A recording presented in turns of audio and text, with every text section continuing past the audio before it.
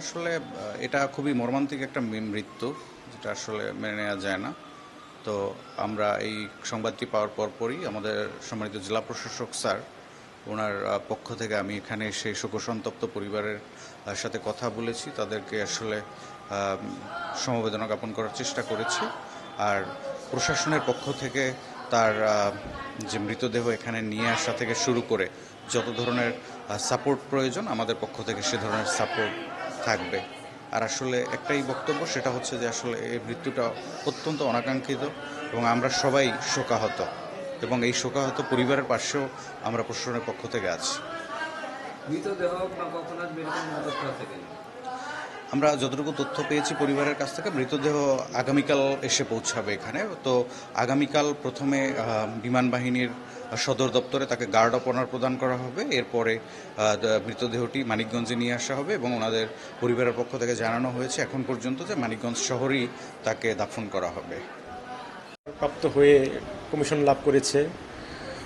ও জীবনে সব সময় প্রথম স্থান অধিকার করেছে। ভারত, চায়না বিভিন্ন স্থানে ও গিয়েছে, বিভিন্ন ট্রেনিংয়েতে, সেখানে প্রথম স্থান অধিকার করেছে। ওর বাবা মার একমাত্র সন্তান ছিল ও, এবং ওর নিজের এক ছেলে এক মেয়ে। ওরা আসলে এখন কি করবে, ওরা এতিম হয়ে গেল। আর ওর বাবা মা এই শোক কিভাবে কাটিয়ে উঠবে আমার ঠিক জানা নেই। ছেলে ছিল, দেশের আসছিল, আমাদের মসজিদেও কিছু অনুদান দিয়ে গেছে। কয়েক বছর আগে আসছিল, এর মধ্যে আর এখানে আসে নাই, টাউনেই থাকে। ওখানে বিয়ে শাদী করছে, তার বাপ মা সবাই ওই জায়গায় থাকে, নবীনগরে, মানিকগঞ্জেও থাকে। গ্রামের বাড়িতে আসে না? গ্রামে আসে খুব কম, বছর 4 আগে একবার আসছিল। ওনার সৎকার কি এখানে কাটাইছে না কোথায় কাটাইছে?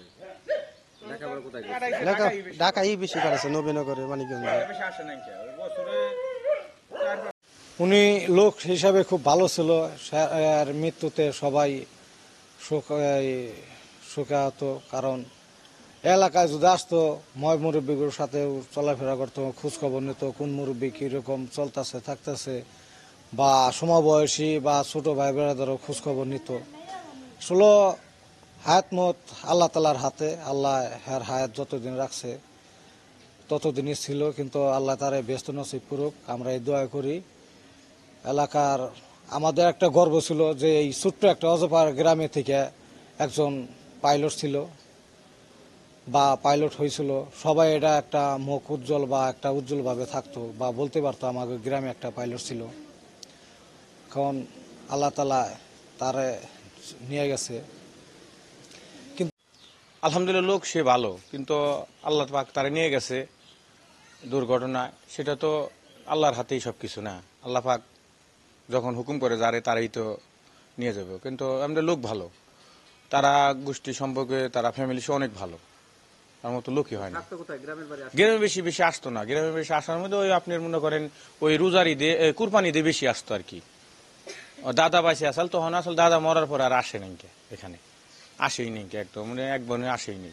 আসার পরে পরে ওর দাদা বাঁচছিল, ওর মা আসছিল। ওর মা আসার পরে পরে ওর মার সাথে 2-1 বার আসছিল। ওই মসজিদে আলোচনা করছে যে আমার চাকরি হয়েছে, বললেন আমি ভালো লেভেলে চাকরি করি। পরে ওইটা আর কি জানানোর জন্য আসছিল। তারপরে মনে করেন আর আসা হয় নাই। তারপরে আসা হয় নাই। আর বাবা মার সাথে মাঝে মধ্যে আসে, কুরবান টুরবান দিয়ে আসে, ওই 2-1 দিন থাইকা চলে যায়। তারপরে ঢাকায় বাসা আছে। বাবা গ্রামের মানুষের সাথে মিশতো কেমন? গ্রামের মানুষের আমি মিশতো, মনে করেন ঢাকায় থাকতো, এসে কথা বলতো, এই বন্ধু কি বেশি থাকতো না কি ঢাকায়। এই গ্রামবাসী এসে গ্রামে আসার মধ্যে তো লোক সমাজে ভালোভাবে মিশছে, আমরা কথাবার্তা বলছে, মসজিদে যাতো, মানুষের সাথে কথাবার্তা বলছে, অনেক কথাই বলছে যে কেমন আছো, ভালো কেমন, আমার দিনে আমরা কিছু দিত। রোজারিদে এমনি মনে করেন সবাই কাপড় টাপড় বিলাইতো, ইটি করতো, দিছে, টাকা পয়সা দিছে, এমনি করছে আর কি। সবার সাথে মিশছে আর কি, সবার সাথে মিশছে, কথাবার্তা বলছে। আর গ্রামে বেশি আসে না, তাও আসলে অনেকের সাথে মিশছে, অনেক মিশে কথাবার্তা বলছে।